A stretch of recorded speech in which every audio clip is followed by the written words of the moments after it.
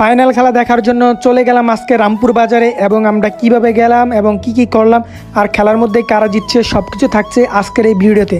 তো সবাই ব্লগটি শেষ পর্যন্ত দেখবেন, আশা করি অনেক মজা পাবেন। আসসালামু আলাইকুম এভরিওয়ান, কেমন আছেন সবাই? আশা করি সবাই অনেক ভালো আছেন।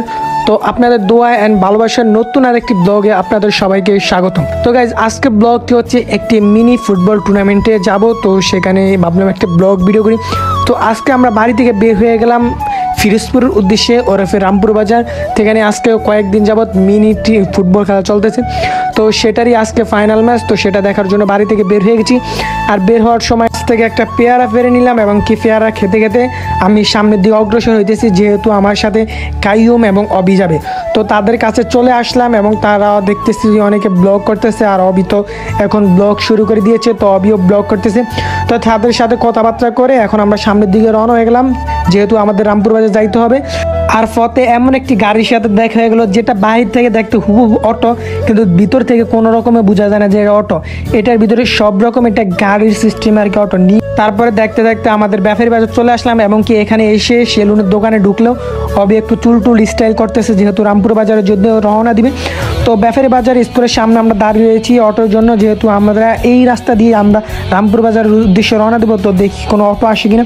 তো শেষমেশ একটি অটো চলে আসলো এবং অটোতে করে আমরা তিনজন চড়ে পড়লাম, রামপুর বাজারের উদ্দেশ্যে রওনা দিলাম। তারপর আমরা অটোর ভিতরে সবাই মিলে একটু দুষ্টাইম করতে করতে আমরা অলরেডি চলে এসেছি রামপুর বাজার, ওরফে ফিরোজপুর বাজারে। তো এখন অটো থেকে নেমে আমরা ভাড়া দিয়ে এখন স্কুলের ভিতরের দিকে রওনা হলাম। আর দেখতেছেন কি প্রচুর পরিমাণে মানুষ এসেছে আজকের ফাইনাল, যেহেতু ফাইনাল ম্যাচ, এটা দেখার জন্য আজকের খেলাটা হচ্ছে মিনি ফুটবল আর কি। তো কি প্রচুর পরিমাণে মানুষ আসে, তিনটা স্কুলের ভরপুর মানুষ।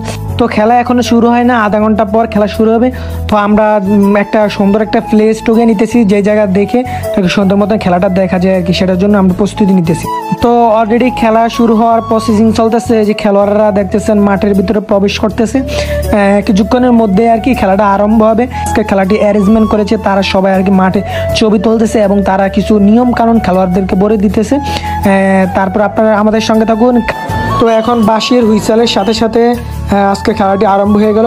তো আজকে খেলার মধ্যে দুইটি দল অংশগ্রহণ করেছে, একটি হচ্ছে গোয়ালবার আর একটি হচ্ছে চার রাস্তা স্কুলের মোড়। এই দুইটি দলের মধ্যে আজকে তুমুল লড়াই চড়তেছে। আর দেখেন গাইজ, এই রামপুর বাজারে ফিরোজপুর বাজারে আর কি স্কুল মাঠে খেলা হইতেছে, কি পরিমাণে দর্শক, যেটা ভাবার মতন না। মানে এত পরিমাণে দর্শক এই জায়গায়। রামপুর বাজার তিনটি স্কুল রয়েছে, তিনটি স্কুলের উপরে মানুষ এত পরিমাণে।